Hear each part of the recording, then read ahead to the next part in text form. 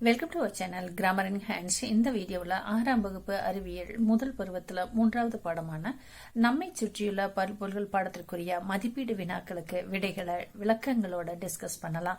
நம்மளோட grammar in hands சேனல்ல வினாக்களுக்குரிய விடைகளை மட்டும் இல்லாம விளக்கங்களும் பார்க்கறதுனால பாட சம்பந்தமான கருத்துகள் இன்னும் அதிகமா நம்ம மனசுல பதியும். அந்த வகையில இந்த பாடத்துல என்ன கொடுத்திருக்காங்கன்னா, நம்மை சுற்றியுள்ள பருப்பொருள்கள், நம்மை சுற்றியுள்ள பொருள்கள் என்ன, பருப்பொருள்கள்னா என்ன, பருப்பொருள் எத்தனை வகைப்படும், அந்த பருப்பொருள் 3 வகைப்படும், அந்த 3 திட திரவ வாயு நிலைன்னு சொல்லுவாங்க, அந்த 3 நிலைகளுக்கு இடையே உள்ள வேறுபாடுகள் என்ன அப்படிங்கறத பத்தியும், பருப்பொருள்களை எப்படி பிரிக்கலாம், ஒரு பொருளை தூய பொருள் தூய்மையான பொருள் எப்படி பிரிக்கலாம், தனிமம் சேர்மம் கலவைனா என்ன, அவை ஒன்றோடு ஒன்று கலக்கும் பொழுது அந்த கலவைகளை என்னென்ன முறைப்படி நம்ம பிரித்து எடுக்கலாம், இந்த மாதிரியான கருத்துக்கள் இந்த பாடத்துல இடம்பெற்றிருக்குது. இது சம்பந்தமான வினாக்கள் உங்களுடைய பாடத்துல பின்பகுதியில மதிப்பீடுல கேட்டிருக்காங்க.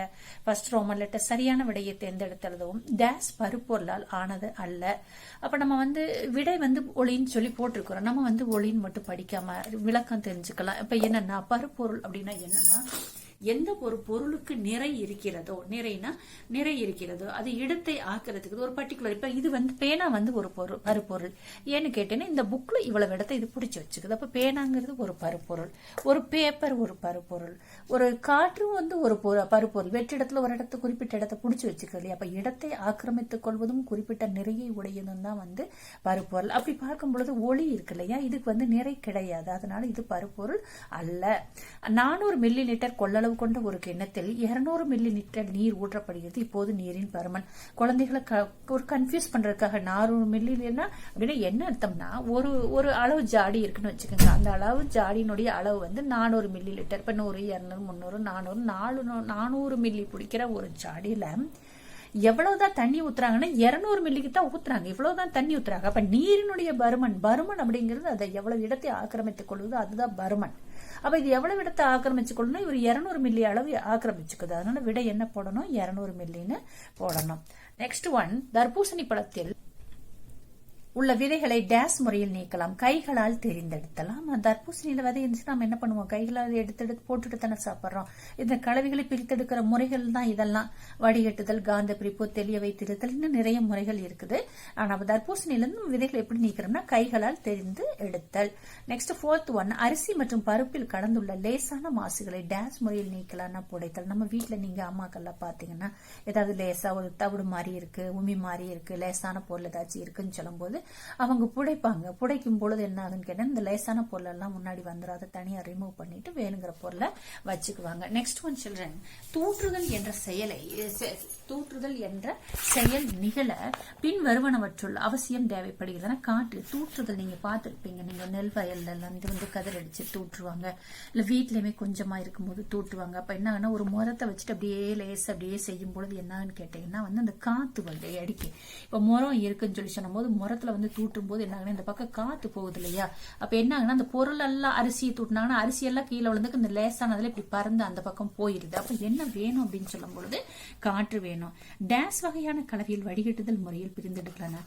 அப்ப எதை வடிகட்டுதல், திடப்பொருள் நீர்மம். நீங்க யோசிச்சு பாருங்க, இப்ப நம்ம டீ வடிகட்டுறோம், காஃபி வடிகட்டுறோம்னா அல்லது டீ தூள் திடப்பொருள் அந்த கெட்டியா இருக்கிறது தான் என்னது, திடப்பொருள்.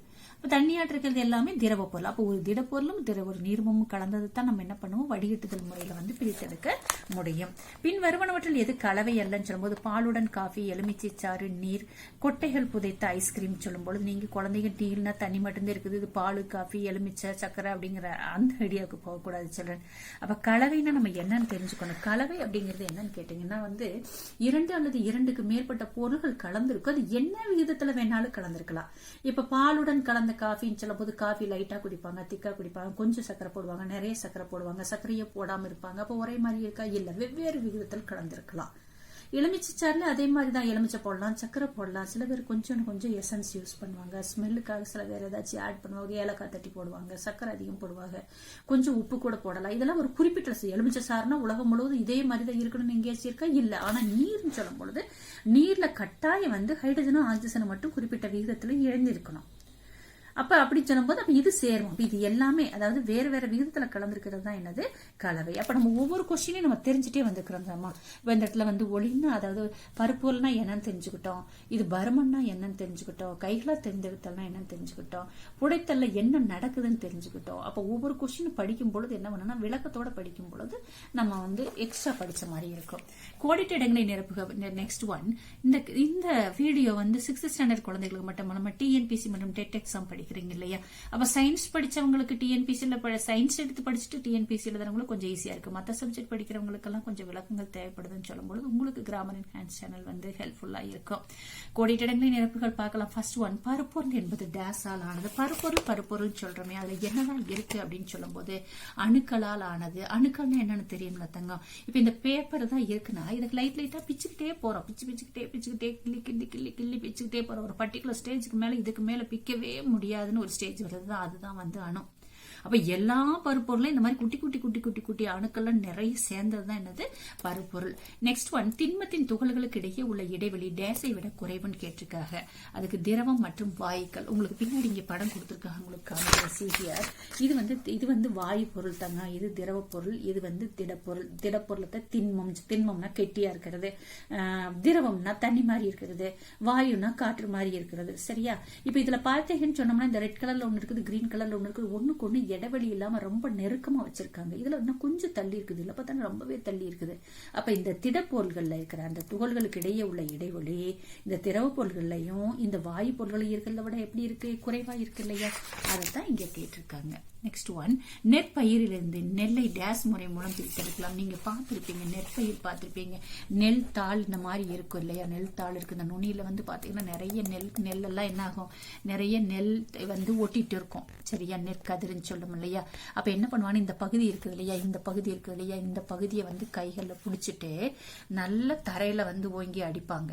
அப்படி அடிக்கும் போது என்ன ஆகுன்னா அந்த நெல் தாளை விட்டுட்டு இந்த நெல் மட்டும் என்ன ஆகும், உதிர்ந்துரும்.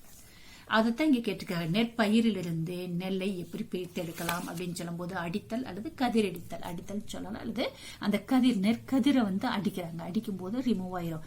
இப்போ உள்ள நிறைய மெத்தட் வந்துருச்சு. பாத்தீங்கன்னா நெற்கதிரை அப்படியே நெற்தாள் அப்படியே பழுப்பி மாடுகளை விட்டு முந்தியெல்லாம் பாத்தீங்கன்னா ஒரு சொல்லுவாங்க, இது மாடு கட்டி போரடித்தால் மாளாது சென்னல் என்று யானை கட்டி போரடித்தது அப்படி மாதிரின்னு சொல்லுவாங்க. அதாவது அப்படி அந்த அளவுக்கு நெல் வந்து விளைஞ்சு அந்த நெல் தாள் அப்படியே கொண்டு வந்து பரப்பி பூமி ஃபுல்லா பரப்பிடுவாங்க.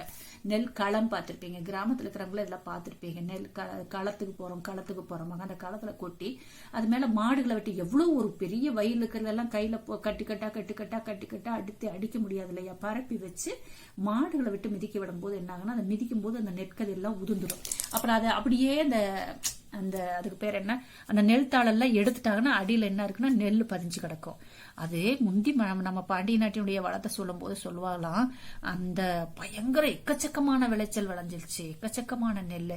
அதை வந்து மாடு கட்டி போரடிச்சாலும் ரொம்ப நாள் ஆகும்னு தீராதுன்னு சொல்லி யானையை விட்டு மிதிக்க விடுவாங்களா. இப்ப நம்ம வந்து அது சும்மா நம்ம எப்பவுமே பாடத்தை படிக்கும்போது கொஞ்சம் அதோட தொடர்புடைய விஷயங்களை தெரிஞ்சுக்கிட்டு லைட் அப்படி போய் அப்படி வரும்போது என்னாங்கன்னா கொஞ்சம் இன்ட்ரெஸ்டோடயே படிக்கிற மாதிரி இருக்கு. அதுக்காகத்தான் உங்களுக்கு சொன்னேன் சில்ட்ரன். அப்ப கதிரடித்தல் முறையில வந்து நீக்குறாங்க. நெக்ஸ்ட் ஒன் பாருங்க, உப்புமாவில இருந்து டேஸ் முறையில். இதெல்லாம் என்ன ஒரு கொஸ்டின் பாருங்க. உப்புமாவில இருந்து நீங்க உப்புமா வச்சிருக்காங்க, நிறைய மிளகா வந்து என்ன பண்ணுவாங்க, கைகள்ல தானே பொறுக்கி எடுப்பீங்க. பொறுக்கி எடுக்கிறன்னு சொல்லக்கூடாது, கைகளால் தெரிந்தெடுத்தல் முறையில வந்து நீக்கலாம். நெக்ஸ்ட் ஒன், குழாய் கிணறுகளில் இருந்து பெறப்படும் நீர் பொதுவாக டேஸ் நீராக அமைன்னு சொல்லும் போது சுத்தமான நீர் அல்லது தூய்மையான நீர்ன்னு சொன்னான்னு சொல்றேன். ஏன்னு கேட்டீங்கன்னா வந்து ஆழ்துளை கிணறுல வந்து குழாயில இருந்து எடுக்கிற தண்ணி வந்து மாசுபடாது. இப்ப ஆறு ஏரி குளத்துல இருக்கிறதெல்லாம் மற்றவங்க போய் துவைக்கவோ ஆடு மாடுகளை கழுவ வாகனங்களை கழுவணும் ஒரு சுத்தம் இல்லாம இருக்கும். ஆனா அந்த குழாய் கிணறுல இருந்து வாரது வந்து தூய்மையா இருக்கும். மேல ஒரு கொஸ்டினை விட்டுட்டோம். நீரிலிருந்து களிமண் துகள்களை நீக்க டேஸ் பயன்படுகிறதுன்னு கேட்டிருக்கிறாங்க. வடிகட்டுதல். நீங்க பாத்துக்கலாம், இப்பெல்லாம் அந்த மாதிரி எல்லாம் இல்ல. இப்ப எல்லாம் நம்ம வீட்டுக்கே அழகா டேப்லயே வந்து வீட்டுக்கு வர குழாய்களே நல்ல தண்ணி வந்துருச்சு. முந்தில ஆத்துல தண்ணி எடுக்கும்போது இந்த மழை நீர்ல பெய்யும் இல்லையா, மழை பெய்யும் பொழுது அந்த ஆத்துலயே தண்ணி செந்தண்ணி மாதிரி செம்மையான மண்ணு கலந்து வரும். சில இடங்கள்ல வந்து களிமண் நிலத்துல வரும்போது களிமண் தண்ணியாட்டு இருக்கும். அதை நம்ம என்ன பண்ணலாம்னா வடிகட்டும் பொழுது அந்த களிமண் துகள்கள் எல்லாமே மேல நின்றுக்கும். அந்த களிமண் துகள்கள் வந்து மேல நின்னுக்கும், அந்த தண்ணி வந்து கீழே வந்துடும். அப்ப அந்த முறையில வந்து நம்ம பயன்படுத்தலாம், பிரித்தெடுக்கலாம் சொல்லி சொல்றாங்க. அட நெக்ஸ்ட் கொஸ்டின்மா, ஊசி, பென்சில் மற்றும் ரப்பர் வளையம் இவற்றில் நம்மளுக்கு தெரியும் இல்லையா, ஒரு காந்தத்தை வச்சு ஊசியை தொடுறோம், பென்சிலை தொடுறோம், ரப்பர் வளையத்தை தொடுறோம், எது வந்து கவரப்படும்னா ஊசி தான். ஏன்னா ஊசியில இரும்பு இருக்கு, இரும்பு தான் வந்து காந்தத்தால் கவரப்படும். அடுத்த ரோமன் லெட்டர் பொறுத்துக பண்புகள் கொடுத்துக்கிறாங்க. உதாரணம் கொடுத்துக்கிறாங்க. எளிதில் உடையக்கூடியது, ரொம்ப நொறுக்கும் தன்மை உடையது, மண்பானதான, டக்குன்னு நொறுங்கி போயிடும். எளிதில் வளையக்கூடியது எதுன்னு கேட்டேன்னா நெகிழி வயர், பிளாஸ்டிக் வயர் எல்லாம் வந்து வளைச்சுக்கலாம் இல்லையா. எளிதில் இழுக்கலாம் அப்படின்னு சொல்லும்போது ரப்பர் வளையத்தை தான் இழுக்க முடியும். அழுத்தலாம் அப்படின்னு சொல்லும் பொழுது பருத்தி, கம்பளி எல்லாம் வந்து பருத்தி எல்லாம் இறுக்கி அமுக்க சிறுசாயிருது இல்லையா, இடத்த கம்மியா பிடிக்குது இல்லையா. எளிதில் வெப்பம் அடையிறது உலோகத்தட்டு. உலோகத்தட்டுன்னா என்ன பண்ணலாம், அலுமினிய தட்டு, பித்தளை அலுமினிய தட்டு, இந்த மாதிரி அலுமினியத்தால இரும்பு தட்டு, இரும்பு பிளேட் இதெல்லாம் என்ன ஆகுனா ஹீட் பண்ணும்போது சீக்கிரமா ஹீட் ஆயிடுது. உங்களுக்கு விட 5, 3, 4, 1, 2 இன்னொரு பொறுத்துக்கு கொடுத்துக்கிறாங்க சில்ட்ரன். அது 2 காலமா கொடுத்துக்கிறாங்க. கண்களால் பார்க்கக்கூடிய தேவையற்ற பகுதி பொருட்களை நீக்குது வந்து அது வந்து அரிசி கல். அரிசியில கல் இருக்குன்னா நம்ம வந்து கண்ணுல பார்த்தாவே தெரியுது. கைகளில் வச்சு நீக்கிக்கிறோம் இல்லையா, பொறுக்கிறோம் இல்லையா, அதுக்கு பேர் கைகளால் தெரிவு செய்தல்னு சொல்லி பேரு.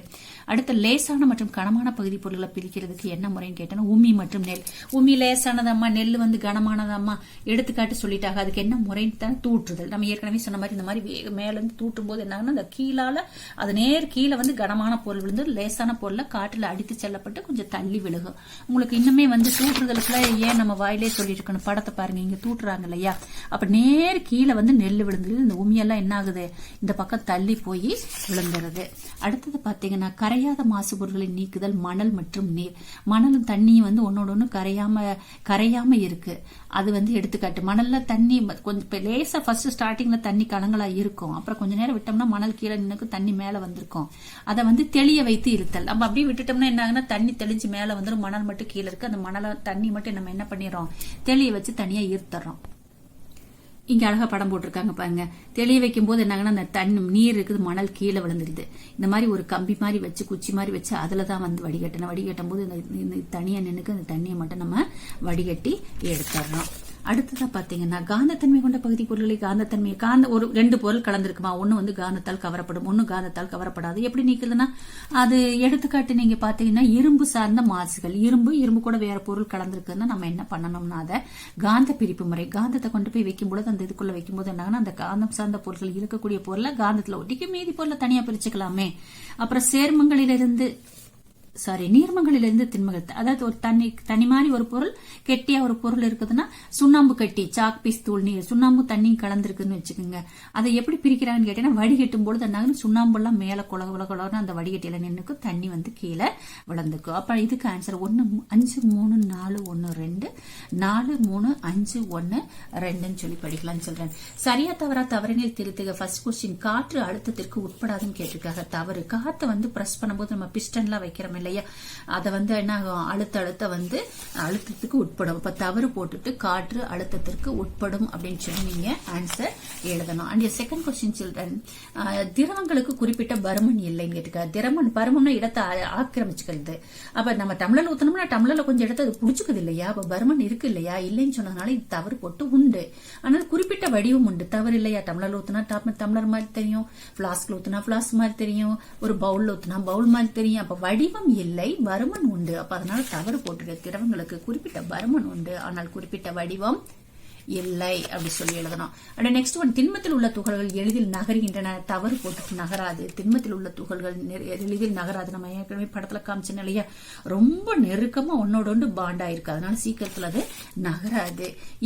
சமைக்கும் முன் பருப்பு வகைகளை நீரில் கழுவும் போது வடிகட்டுதல் மூலம் நீரை பிரித்தெடுக்கலாம். பருப்புல தண்ணி ஊத்தி வச்சுட்டு நல்லா கழுவிட்டு வடிகட்டும் போது தண்ணி கீழே விழுந்துருது, பருப்பு இருக்கு இல்லையா. சரி. திடப்பொருளிலிருந்து நீர்ம பொருட்களை பிரிப்பதற்கென பயன்படுத்தப்படும் வடிகட்டி என்பது ஒரு வகையான சல்லடை. நம்ம திடப்பொருள் இருந்து நான் அதை சொன்னல, காஃபி வடிகட்டுறோம், டீ வடிகட்டுறோம், இப்ப லெமன் ஜூஸே போட்டுட்டு லெமன்ல இருக்கிற கொட்டைகள் எல்லாம் வடிகட்டுறதுக்கு வந்து சல்லடை பயன்படுத்துறோம் இல்லையா, வடிகட்டி. அந்த வடிகட்டிங்கிறது ஒரு விதமான சல்லடைங்கிறாங்க. சரிதான். நெக்ஸ்ட், தானியத்தையும் உமையையும் தூற்றுதல் முறை. 2-3 தடவை பார்த்துட்டோம். சரி. காற்றுங்கிறது ஒரு தூய பொருள். தவறு போட்டுக்கணும். காற்று என்பது ஒரு கலவை, தூய பொருள் கிடையாது. நெக்ஸ்ட் ஒன், வண்டலாக்குதல் முறை மூலம் தயிரிலிருந்து வெண்ணெயை பிரிந்து எடுக்கலாம். அந்த தவறு. வண்டலாக்குதல் முறை மூலம் கிடையாது. தயிரிலிருந்து வெண்ணெயை நம்ம வீட்டில் பார்த்துக்கிறோம். நம்ம எப்படிமா பிரித்து எடுப்பாங்க, தயிரிலிருந்து வெண்ணெயை வந்து தயிர் கடைன்னு சொல்லுவாங்களே, அப்ப கடைதல் முறையில் தயிரிலிருந்து வெண்ணெயை பிரித்தெடுக்கலாம் சொல்லி தவறு போட்டுட்டு ஆன்சர் ஃபுல்லா ரைட் எழுதணும். இங்க பாத்தீங்கன்னா திண்மம் கடினத்தன்மை உடையது, திண்மம் கடினத்தன்மை உடையது, வாயு கடினத்தன்மை அற்றது போட்டுக்கணும். சரியா? அண்ட் நெக்ஸ்ட் செகண்ட் ஒன், துகள்களுக்கு இடையே அதிக இடைவெளி உடையது வாயு. நம்ம அது படத்துல இங்க பின்னாடி காமிச்சோம் இல்லையா, படத்துல இங்கேதான் காமிச்சோம் இல்லையா, அதிக இடைவெளி உள்ளது வாயு. இதுல என்ன ஆகிக்குது, மிக மிக குறைந்த இடைவெளி. அப்ப என்ன சொல்லணும்னா வாயு. திண்மத்துக்கு என்ன பண்ணா துகள்களுக்கு இடையில் குறைந்த இடைவெளின்னு போல, இல்லைன்னா மிக மிக குறைந்த இடைவெளி உடையது. இந்த இடத்துல எழுதி காமிக்கல, எப்படி எழுது, துகள்களுக்கு இடையில் குறைந்த இடைவெளி உடையதுன்னு இந்த இடத்துல எழுதிக்கணும். திண்மத்துக்கு ஒரு குறிப்பிட்ட வடிவம் உண்டு. திரவம் என்ன பண்ண கொள்கலன்னா இது எதுல ஊத்தி வைக்கிறோமோ அதோட வடிவத்தை பெறும். அது எது? திரவம்.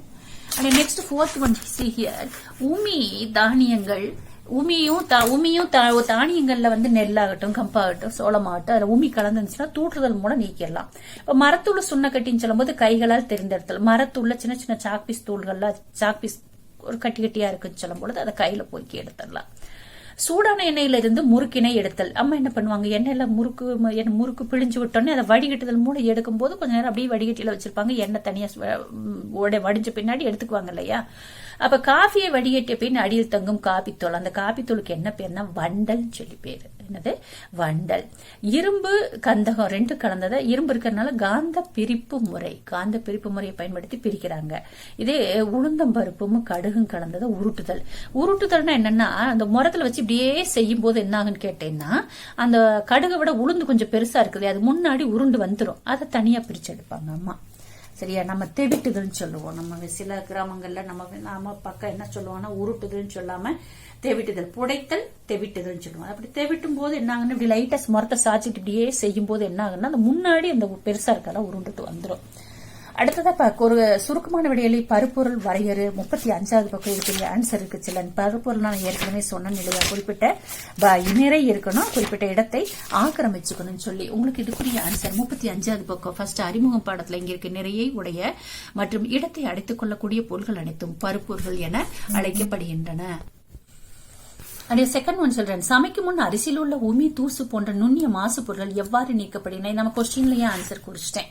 எப்படின்னா இப்படி எழுதலாம், சமைக்கும் முன் அரிசியில் உள்ள உமி தூசு போன்ற நுண்ணிய மாசு பொருள்கள் புடைத்தல் அல்லது தூற்றுதல் மூலம் நீக்கப்படுகின்றன. அந்த எவ்வாறு அப்படிங்கிறது போல நீங்க என்ன போட்டுக்கலாம், புடைத்தல் அல்லது இதென்ன என்ன அழகா தனி அப்படி எடுத்துள்ளது எப்படி சொல்லணும்னா, சமைக்கும் முன் அரிசியில் உள்ள உமி தூசு போன்ற நுண்ணிய மாசு பொருள்கள் ஒரு ஸ்டார் போட்டுக்கோங்க, புடைத்தல் அல்லது தூற்றுதல் முறை மூலம் நீக்கப்படுகின்றன எழுதிடலாம்.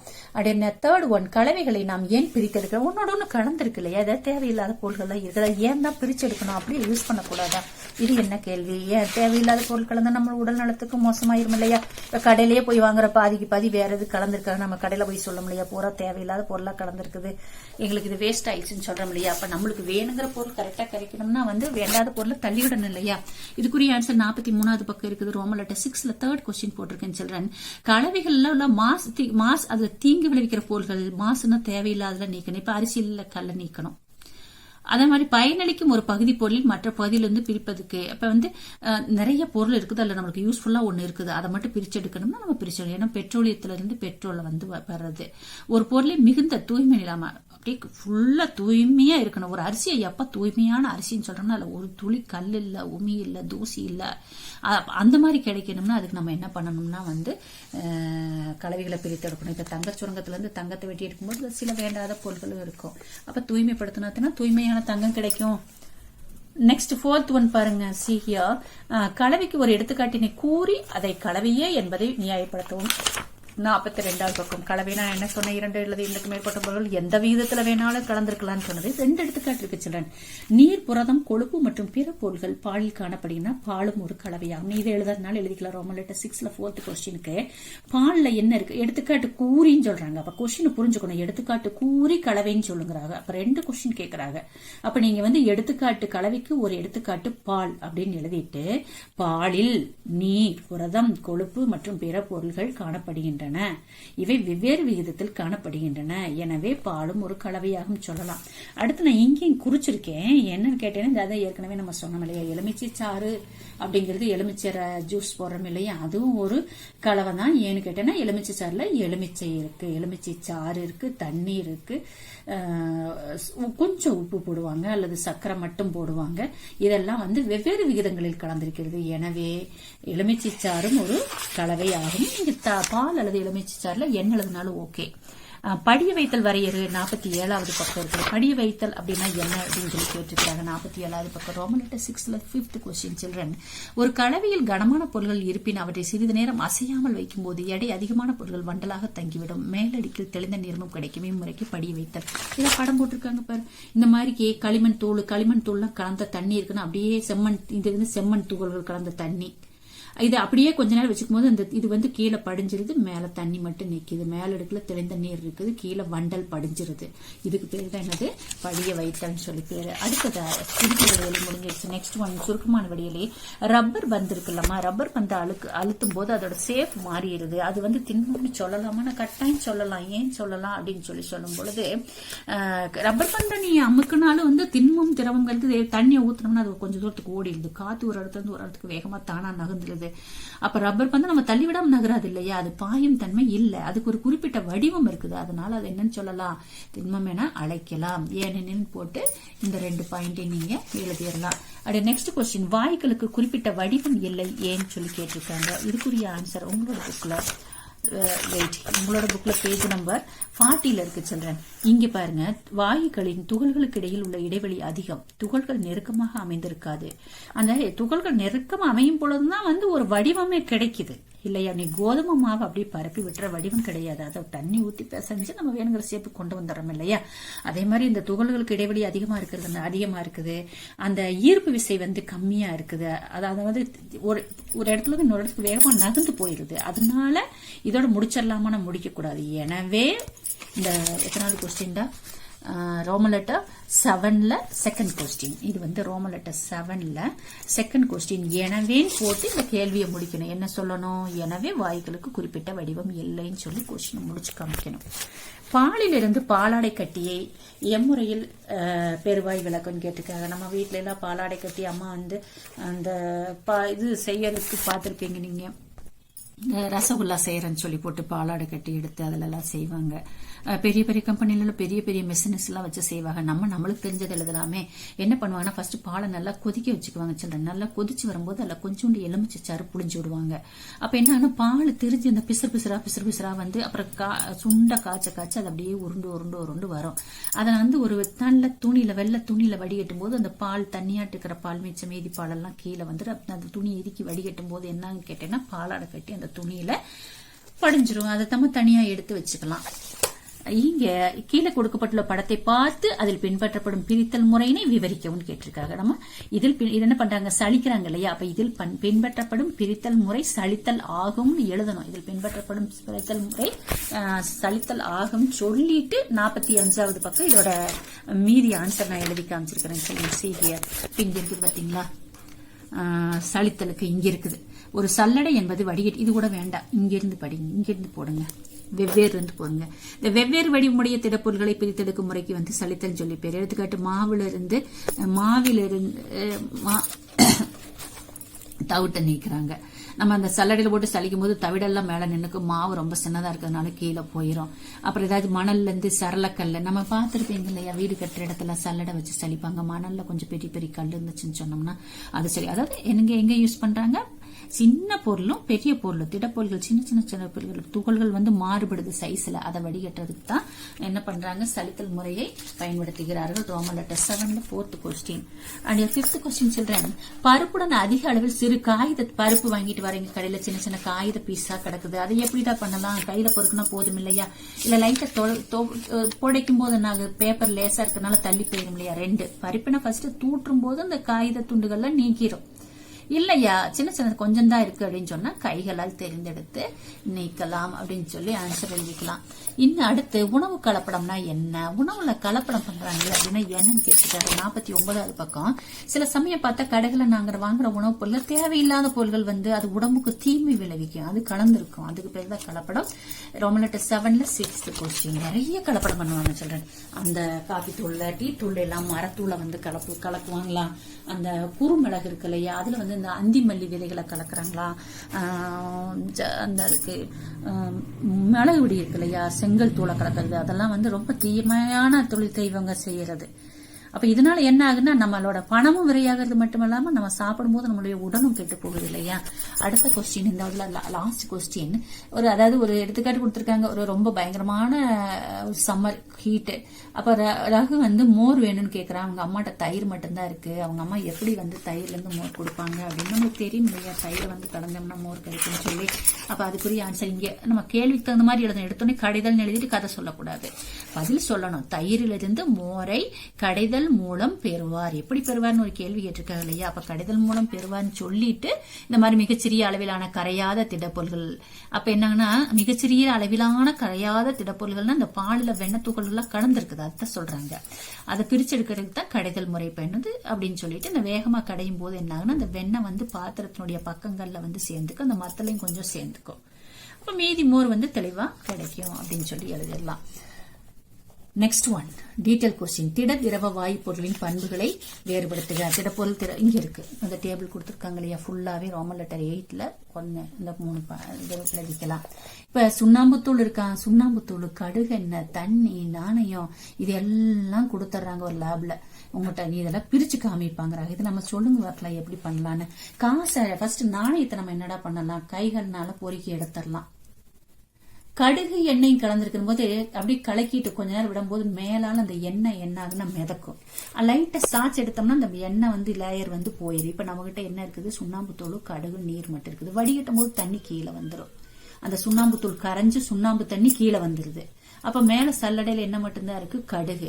அந்த சுண்ணாம்பு தண்ணி அப்படியே வச்சிருந்தோம்னா படிய வைக்கும் போது என்ன ஆகும், சுண்ணாம்புத்தூள் கீழே படிஞ்சிரும், நீர் வந்து மேல நின்னுரும். இப்ப கலவையை அப்படியே சிறிது நேரம் விடவும். லேசான கடுகு எண்ணெய் மேலே மிதக்கும். அப்ப என்ன பண்ணா அந்த கலனை சாய்த்து வேறொரு கலனுக்கு மாத்திடுறோம். இப்ப வடிகட்டும் போது சுண்ணாம்பு நீரும் கீழே வந்துருது. கடுகு மற்றும் நாணயம் தனித்தனியா மேல சல்லடையிலேயே நின்னுக்கு. நாணயத்தை கைகளால் தேர்ந்தெடுத்து நீக்கிடலாம். சுண்ணாம்பு நீரை தெளிய வைத்து வடிகட்டும் போது என்ன ஆகும், சுண்ணாம்பு தண்ணியும் பிரிக்கப்படும். இதெல்லாம் நீங்களே வந்து சொல்லி எழுதிக்கலாம். இப்ப 3 நிலைகள்ல கொடுத்து கேள்வி கேட்டிருக்காடா.